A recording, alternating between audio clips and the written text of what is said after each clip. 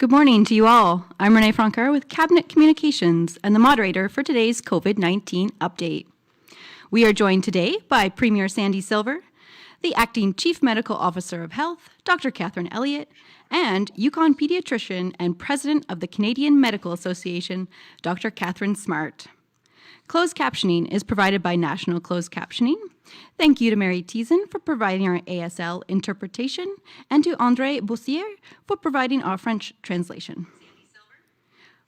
Following the remarks from our speakers, we will go to the media present in the room and then on the phone lines for a round of questions. I will call you by name and you will each have 2 questions.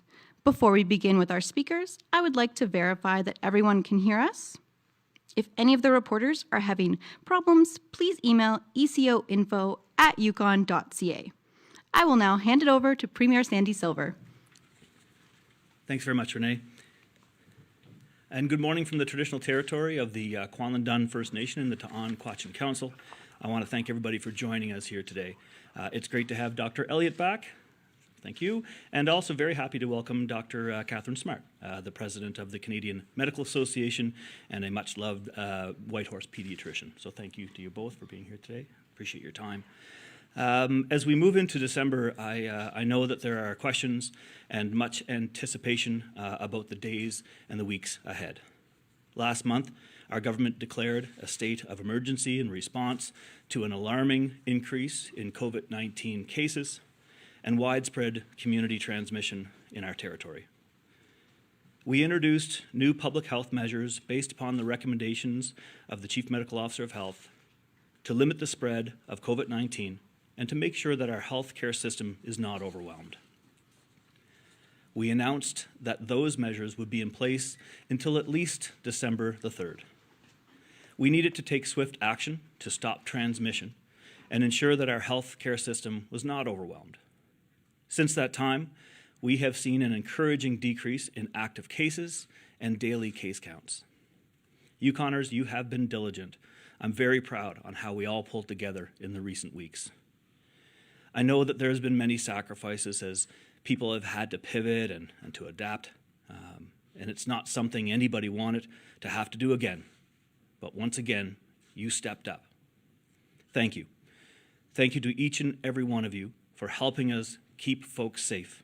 It really matters, and we can see that it's making a difference. We have seen decreased spread, but there is also a new variant of concern that has been identified and be reported in Canada, the Omicron variant. You're going to be hearing that word quite a bit lately, I think. Dr. Elliot will give an update on that current situation on Omicron in a few moments here. This week we received new recommendations as well from the Chief Medical Officer of Health based upon our current situation. Starting this weekend, we will be in a position to loosen some of the current public health measures that are currently in effect. Proof of vaccination will continue to be required to access most designated sites, but as of December 4th, proof of vaccination will no longer be required for faith-based gatherings or to access personal services such as hair salons. Businesses and organizations can still choose to require the patrons to show that proof of vaccination, and we fully support those who want to take this extra step. I urge all Yukoners to continue to be kind and respectful to the businesses and the organizations that are taking precautions to protect the health and the safety of their staff, of volunteers, and also of their customers. Now, last week we announced new supports available for businesses and organizations to help them to adjust to our new public health measures and verify vaccination status. I want to thank Minister Pillay and his team at Economic Development and also the Chamber of Commerce and businesses who have worked together on these new programs. As of December 4th, proof of vaccination will also no longer be required for sport and recreation activities for those under the age of 18.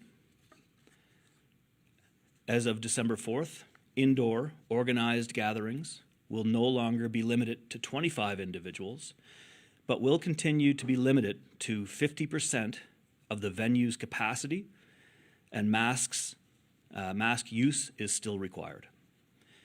Outdoor gatherings will also no longer be limited to 50 individuals as of December 4th.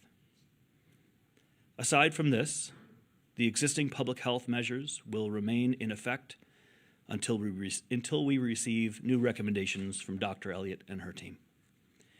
I want to thank Yukoners. I want to thank you for your patience, for your understanding, and also your feedback as we continue to take action to protect the public's health and safety. We continue to follow the recommendations from our public health officials to protect the health and safety of you all. And I know that it's been an important week for many Yukoners. As of midnight last night, new vaccination requirements for employers for employment came into force. All Yukon government staff are now required to have received their first shot of an approved COVID-19 vaccination, including teachers, as well as those who work in hospitals, long-term care homes, medical clinics, and allied health care settings, along with employees of non-government organizations funded by the Yukon government to provide services to vulnerable populations. We need to do everything we can to stop COVID-19. As the territory's largest employer, the government of Yukon has a duty to lead by example and to do our part to keep Yukoners safe. This vaccination requirement will allow us to ensure a safe working environment for our employees, including our healthcare workers, while protecting the health and safety of the members of public that we serve each and every day, especially our most vulnerable populations. We will have the latest numbers soon, but currently 94% of employees have attested to having received their first dose. The majority of those who have not yet attested are casual or on-call employees. 2% of those who have not yet attested are full-time employees. I want to thank all of these employees that have attested to their status and will continue to provide programs and services to Yukoners. Thank you. Thank you very much for helping us to keep our workplaces safe for employees, as well as for those who are accessing our programs and services, for example, home care workers. I know that this will really bring a sense of relief to those who work in and receive home care, as just one of the examples. We have seen other organizations in both public and in private sectors that have introduced vaccination requirements, including the Yukon University and also the City of Whitehorse. These vaccination requirements are extremely important to protect individuals, but they're essential for the health and safety of all Yukoners. Vaccination remains the best protection from COVID-19. More than 90% of Yukoners of 12 years of age and over have received their first dose, and over 85% have received 2 doses. I'll say that again, 90% of Yukoners of 12 years of age have received their doses. Vaccinations has also been approved for children that are age 5 to 11. Children's vaccines will be available starting December 6th at the Convention Center in Whitehorse and all health centers in communities. You can find an appointment information at online at yukon.ca/this is our shot. You can also call the COVID info line for information on clinic dates and times, and that phone number is 1-877-374-0425. We have enough doses available for everyone who wants to receive a vaccine. This is an exciting step in our COVID-19 response, and we continue to encourage everyone to get vaccinated. The vaccines are, again, our best protection against COVID-19, and again, they are safe and effective. So I'm very grateful to have Dr. Katharine Smart here, one of our resident pediatricians, to talk about safety and the efficacy of our vaccines and the importance of getting children immunized against COVID-19. And I want to thank everyone who has helped curb the spread of COVID-19 over the past 3 weeks and the last 20 so months. Please continue to practice the Safe Six. Be kind and respectful to your fellow Yukoners. We are all in this together, and together we will get through this. Thank you very much.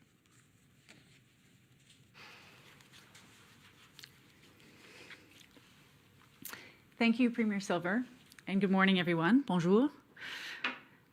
I'll begin with a case count overview. There have been a total of 1,519 cases and 1,448 people recovered in Yukon since the beginning of the pandemic. As of this morning, we have 61 active cases in Yukon. Since November 24th, we have had 2 additional hospitalizations and 1 medevac to southern hospitals. These numbers represent a continued stabilization in case counts. The decline from an active case counts well over 100 to the current number of 61 demonstrates the effectiveness of the circuit breaker measures which we have all undertaken. It also demonstrates the effectiveness of these measures in reducing severe COVID-19 and avoiding healthcare system overwhelm. Thank you all for stepping up and helping this happen.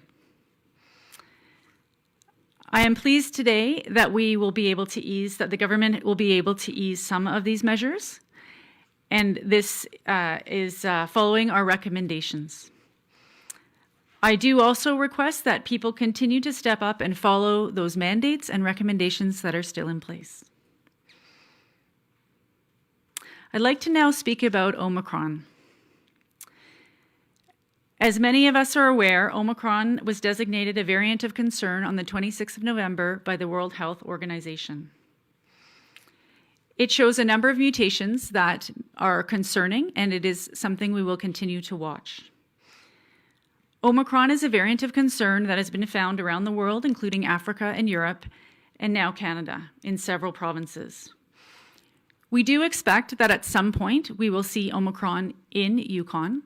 It is not here currently, and our aim now is to slow the time from now to when we see it here. We are in a good position in many ways. We have high and increasing vaccination rates. We have the pediatric vaccination program starting. We now have recognized this variant early, and we have time to prepare and to stall its inevitable introduction here. We also have some uncertainty at this time. We know about the molecular structure of this variant. However, we are not clear at this point how transmissible the variant is. It does appear to be more transmissible than previous variants. We will watch how it competes with the Delta variant and whether it becomes a dominant variant. We are also not clear at this time in how severe infection with Omicron will be. Again, this is something we will continue to watch and act appropriately. We have seen that the vaccine is safe and effective against all variants to date, and we will be watching this area as well. We also need to remember that we have been through this pandemic for almost 2 years now, and we know what to do. It is very important, more important than ever, to get vaccinated. If you're not yet vaccinated, and to have your booster, if it's your turn for booster, if you're a child, to step up and get your pediatric vaccine. We know that wearing masks is an extremely important measure, and that wearing it particularly in crowded indoor spaces and at times when we can't be distanced will continue to be important. We know that when people stay home when they're sick, even a little bit sick, they reduce the spread of COVID-19. And if they get tested and follow the measures, it reduces that spread even further. We are drafting and will continue to draft and recommend measures and advice as the situation changes and is appropriate. And we know that following this advice is effective, and we've seen this recently with the circuit breaker measures. I'm very pleased to say that we've seen a solid increase in the number of people vaccinated leading up to yesterday's vaccine mandate deadline. Thank you very much to everyone who has stepped up to be vaccinated. The Premier has talked about the vaccination rates, and I think overall it's important to note that these numbers continue to trend upward, and the pattern is critical to controlling the spread of COVID-19, including Omicron variant here in the Yukon. As you know, the government of Yukon is now offering the Pfizer Comirnaty pediatric COVID-19 vaccine to all children aged 5 to 11. Many parents are enthusiastic about this, and have already begun to book vaccination appointments. The vaccine is administered as a 2-dose primary series that's recommended to be given 8 weeks apart. Many parents, of course, are asking, is the Pfizer Comirnaty pediatric vaccine safe? Yes, the vaccine is safe. In the clinical trials, children who received the vaccine had no serious side effects. Health Canada has completed its gold standard independent review, which is recognized around the world as a rigorous and thorough review. These decisions are based only on scientific and medical advice showing that the vaccines are safe and effective. Immunization will help protect children from severe symptoms and sickness, as well as will help prevent them from getting COVID-19 and spreading it to others. We know that children have experienced collateral harms from the pandemic. Disruptions in schooling, social isolation, reduced access to academic and extracurricular resources have had impacts on the mental and physical well-being of children and their families. Vaccinating children ages 5 years and older can help keep them safely in school and help them participate in sports, playdates, and other group activities. I urge you to talk to your kids about the vaccine, and if you have any questions, please reach out to your healthcare provider or call 811. To help us understand the importance of the vaccine in Yukon children, we've asked Dr. Katharine Smart to join us today. Dr. Smart is a pediatrician here in Whitehorse, and she is the president of the Canadian Medical Association. Her work is centered on developing collaborative partnerships with community and government services to serve marginalized children using a model of social pediatrics. She's passionate about improving the services for marginalized children and has contributed to the lives and health of many Yukon children. I look forward to your questions, and thank you, Dr. Smart, for joining us today as well. Shoni Tan, Gunal Chish, Masi Cho, thank you, merci. Dr. Smart? Thank you, Dr. Elliot, and thank you, Premier Silver, for inviting me today. I'm really grateful to have this opportunity to speak to Yukon parents about the pediatric vaccine and about COVID. As Dr. Elliot said, I don't think there's any family in the territory who's not been impacted by COVID in some way, and that includes our children. So what I'm hoping to do is tell you a little bit about what we know in terms of COVID's impact on children and what we know about the vaccine and why I believe choosing to have your child vaccinated is the right thing to do. So fortunately, we all know that COVID-19 has not caused as severe disease in children as what we've seen in adults. But there have been several Canadian children that have had severe COVID. So there are children who have been hospitalized. And important also, I think, to understand is that beyond the acute impacts of COVID in terms of hospitalization, there are other long-term impacts that we've seen. That includes long COVID, which is happening, we believe, in about 3 to 5% of pediatric cases, as well as a multi-system inflammatory condition called MISC-C, which is happening in about 1 in 3,500 infected children. So these impacts are not insignificant when you look at a large denominator of children who are at risk of contracting the Delta variant and now potentially the Omicron variant. The impacts of COVID, of course, in children have been far beyond just the immediate health impacts. As we've heard, we know there are significant social impacts of children and the lockdowns and the quarantining and those measures that have had to be put in place to keep our communities safe. Lost time at school, lost times with family, and of course just the anxiety children may have about the risk of them spreading COVID to their parents, grandparents, or other valued elders, family members, and loved ones. The pediatric vaccine offers us the opportunity to both protect children and their health directly in terms of preventing contracting COVID and the health risks associated with that. But it also gives us the opportunity to create safety for children and allowing them to return to their lives. We know that children being in school, being able to do their activities, and being able to be part of their extended communities is so important, and vaccination will make that easier as we move forward. So as a parent, I think most often what people, of course, are wondering is what is the risk benefit of this health decision for my child? Most of us as parents are very familiar with childhood vaccines. And I think a lot of parents have wondered, why should I immunize my child for COVID? And how does it compare to other vaccine preventable illnesses? I think some people have perhaps been distracted by the fact that death and severe illness in COVID is uncommon in children. The reality of pediatric disease is very few children die from any infectious disease, which is, of course, a very positive thing. The impact of COVID in terms of how it affects children acutely with illness and more broadly is very similar to other diseases that we protect children against with vaccination. So I think it very much falls in line with the principles we've used to determine other immunization programs. As we heard, the COVID vaccine has been tested in children and it's received full approval by Health Canada. We've also seen the NACI guidelines come forth that have given us our recommendations around the dosing and the interval for the vaccine. The Pfizer trials in children included about 3,000 children, and there was no serious adverse effects in those trials. We've now seen the United States administer at least 3 million doses of vaccines in that age, which is a very important part of post-market surveillance and immunization. As we know, rare, serious adverse events may not be noted until large numbers of people are vaccinated. I'm happy to tell you there has not been any safety signals in this age group as we've been rolling out the vaccination in the US and now started in other provinces in Canada, which is, I think, very reassuring as we move forward.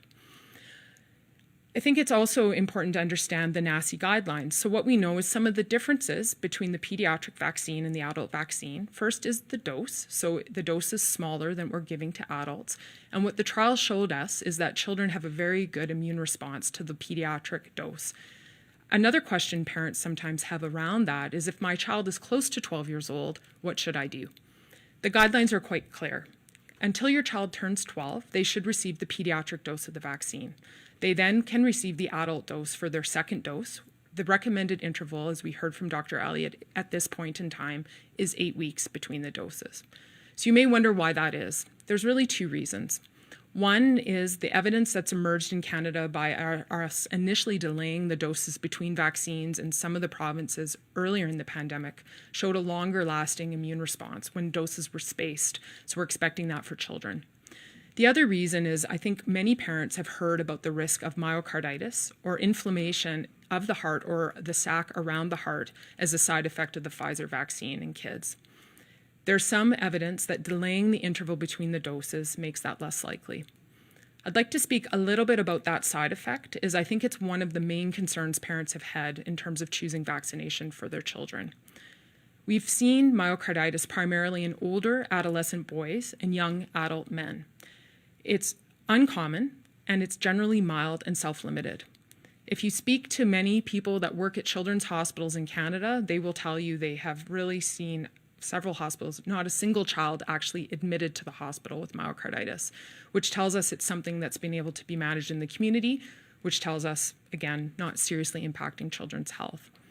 We don't know for sure yet what the incidence of myocarditis might be in 5 to 11, but we anticipate it will be even less than what we've seen in 12 to 17-year-olds, which is already rare. The reason for that is it's felt that likely this side effect has something to do with testosterone, and that's why we're seeing it more in pubertal boys and young adult men. So this is something that will be monitored as we move forward, but again, at this point in time, we're not seeing that safety signal in this age group. I think it's also really important to understand that the risk of myocarditis is much more significant from COVID itself than it is from the vaccine. So always when we're making these decisions, we're looking at that risk-benefit analysis. So I think that's some of the scientific background.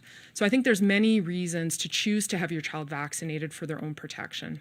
And that, of course, is the most important aspect of that decision as a parent. There's, of course, the secondary gains of vaccination, which are for your family and your community.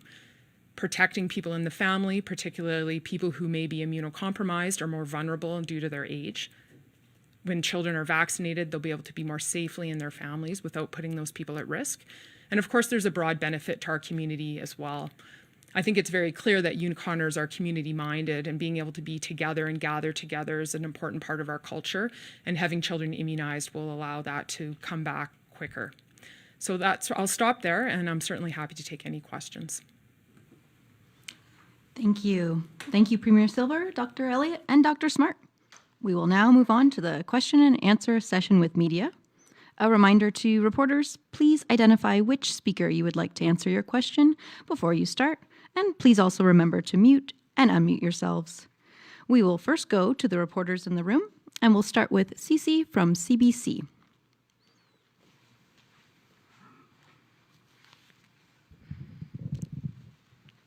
Hi there.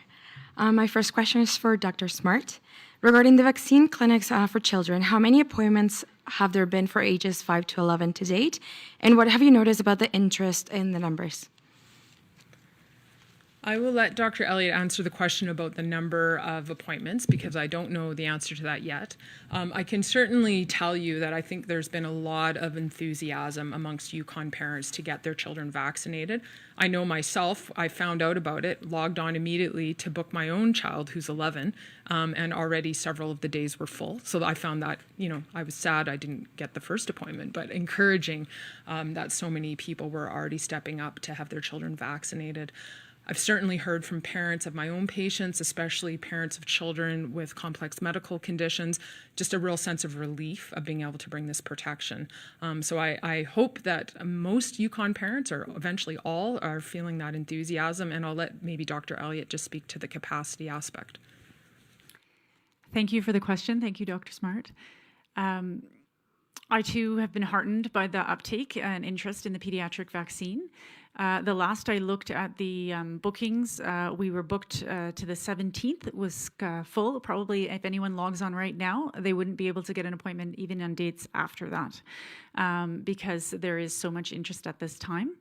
Our vaccine program is at this point helping people who are getting vaccinated for the first time, getting their second dose, those who are getting their boosters, and now pediatrics, children who are able to get their doses. So it's a very busy and active program. Thank you. Thank you. Cece, do you have another question? Yes. So this one's for Dr. Elliot. In light of the Omicron variant spreading in Canada, when will booster shots be available for people under 50? And are COVID screenings in the territory looking for this variant? Thank you for the question. Omicron variant in Yukon is not here at this time. Having the Omicron here in Canada has made many people ask, do we need to have boosters for a broader number of people? And do we need to, how quickly should we launch this type of program? The National NACI Committee on Immunization is working on these questions at this time, and we anticipate hearing from them shortly about the approach to boosters in the current with the current situation. We are offering boosters at this time to people who are 50 and older, and getting these boosters in arms puts us at or ahead of the many of the provinces and territories across Canada. The second question was about the Omicron and testing. So we're very fortunate to have partnerships with the BC Centre for Disease Control Public Health Laboratory, who does the complex testing, as well as having our own testing here in territory for COVID-19. Screening and whole genome sequence for the Omicron variant is occurring through our partners with the BC Centre for Disease Control and the National Microbiology Laboratory, including Yukon specimens. And so we are testing for this variant at this time. Thank you. Thank you. We'll now move to Luke from CKRW. Thank you. My first question is for Premier Silver. I know earlier this week there was a small window of access for approximately 100 doses of the Johnson & Johnson vaccine. I'm just wondering if all those were used and if the government's looking at acquiring more, just giving Yukoners more options for getting vaccinated. Yeah, thanks for the question, Luke. I don't know the final numbers of the 100 doses, whether or not they're used or not. When I spoke with Dr. Corvo, having any of these expire was really weighing heavily on chief medical officers, and so making sure that they were accessible was extremely important to them. I also, talking with Dr. Corvo, non-mRNA vaccinations and their availability is something that they've been dealing with and making available for those in extreme cases. But I would talk more. I would let Dr. Elliot talk more about longer term non-mRNA vaccinations. We've also said when it comes to the procurement of these vaccines right across Canada, we will absolutely take the vaccines that are passed through Health Canada, and we will accommodate based upon what products we get. We're extremely happy to have Moderna and to have the Pfizer as well. As far as efficacy goes, these are the gold standards, and so. But again, always the chief medical officer of health is always looking at all the variables when it comes to the supply chain management, to the efficacy, the need for different vaccinations. And I do have a question for Dr. Smart.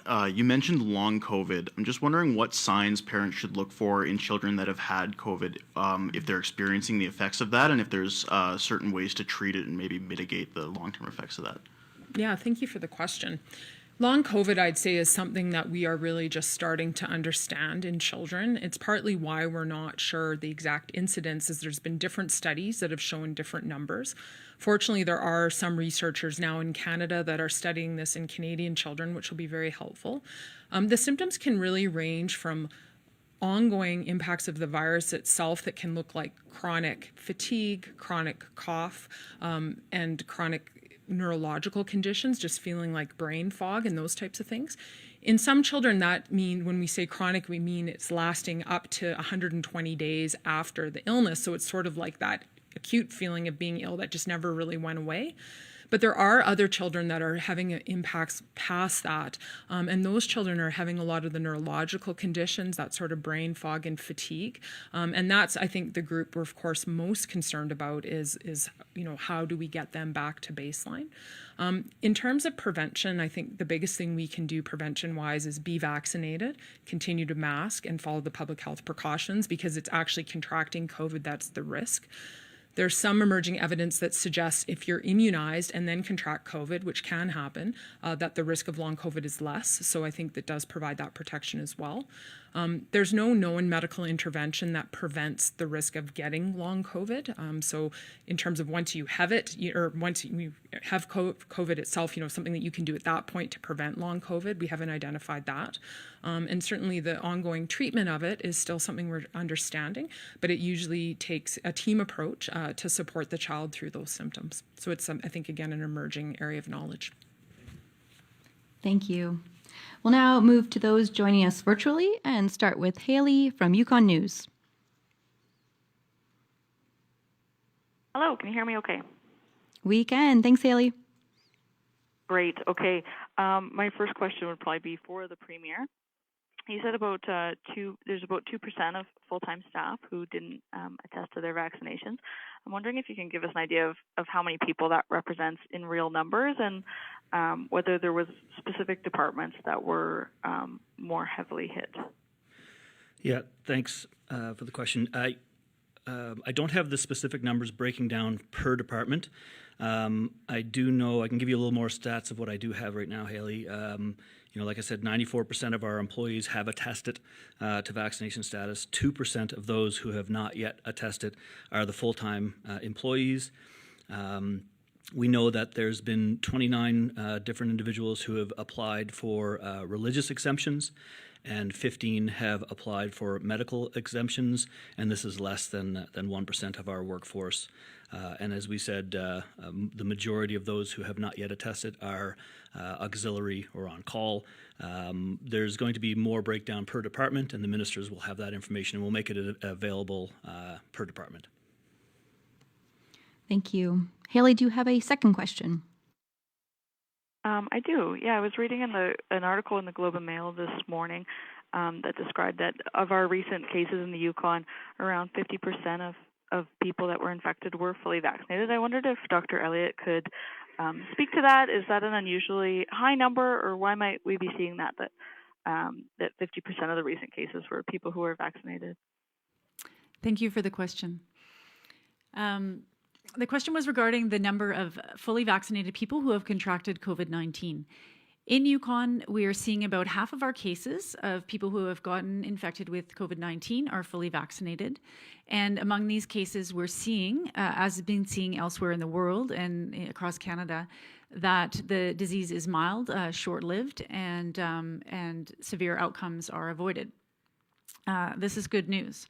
If we look at our epi curve for the most recent outbreak, for example, the most recent wave that we've had, we see that although the case counts were quite high compared to previous curves, the hospitalization numbers remained low, and that's what we expect to see in a vaccinated population. The question was whether this is high. I think we all had hoped at the beginning that we would have what's called a sterilizing vaccine that would prevent any infection from COVID-19. That's a very rare type of vaccine. At the same time, I think we were all also extremely satisfied with the prevention this vaccine has for not only infection, but particularly for severe disease and for death.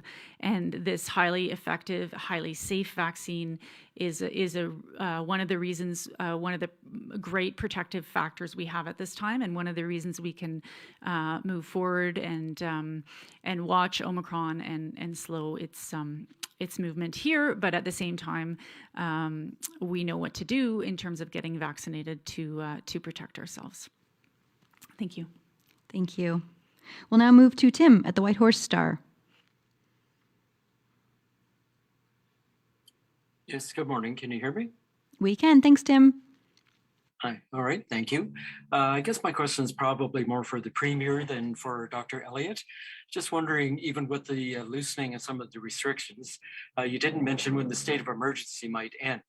Are you hoping to have it end by, say, Christmas or New Year's, or are we in for a longer haul? Thanks for the question, Tim. Again, you know me, I'm not going to speculate on this. I think Dr. Corvo was great last week explaining as well, and I think too the forging forward documents and all the way along the way, we've kind of shown you our modus operandi about how things move forward. So we're announcing now what we can for the 5th, and we will see what happens. Even those announcements of then changing some of the requirements or the restrictions, they may or may not have an effect on epidemiology. So it's so hard to predict. But you can imagine as well when you see we saw in the States with American Thanksgiving, or if you saw here with Halloween, whenever there's an opportunity for folks to gather, that really does cause concern to the good doctor and her team. So again, cautiously optimistic. We know Yukoners have done extremely well by knowing what the recommendations are, following those, and if we continue on that path, then I think we have good things ahead of us as far as the civil emergency measures. But again, I won't speculate. Thank you. Thank you. Tim, do you have a second question? I do. And this is probably more for Dr. Elliot. I've seen a number of articles recently, including on CTV, about the effectiveness of your typical cloth mask, and current science is indicating it basically isn't very effective. Is that something that you're looking at and thinking of recommendations for here? Thank you for the question. The question's regarding the effectiveness of mask use, and there's different ways to look at this. So we look at the effectiveness in an individual, and we look at the effectiveness across populations. We know that the wearing of masks, including cloth masks in population levels, is highly effective way to prevent and reduce the spread of COVID-19. A person wearing a mask any respiratory droplets are inhibited by that mask. A large portion of those droplets are inhibited. And the most common way that the COVID-19 virus spreads is when a person is coughing. And so most of that cough would be caught in a mask. Nonetheless, masks are not 100% effective, and also different masks are appropriate in different settings. So any of us have been in healthcare or hospitals, a dentist, or many other places, have seen the medical masks used in those settings. And when we have procedures that produce a lot of droplets, then an N95 mask is used. So all these factors, including the risk that someone is infected, the level of the mask, the crowdedness and the amount of respiratory droplets that are produced and also could stay in the air, all contribute to the effectiveness of the intervention of wearing a mask. At a population level, wearing a three-layer cloth mask is a highly effective way to prevent spread of COVID-19. Thanks. Thank you. We'll now move to Vincent at Radio-Canada. Bonjour. Docteur Elliot, est-ce que je peux vous demander de réexpliquer en français quand est-ce que la vaccination pour les personnes de moins de 50 ans sera disponible, je veux dire la dose de rappel ou troisième dose? So, Dr. Elliot, could you please repeat in French when the booster shot will be available for people that are less than 50 years old? Merci pour la question. Nous avons déjà offert le troisième vaccination, le booster pour les gens qui sont 50 ans et plus.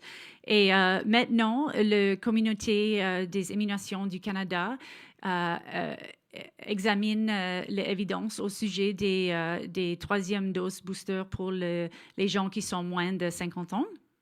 Et on attend maintenant ces recommandations.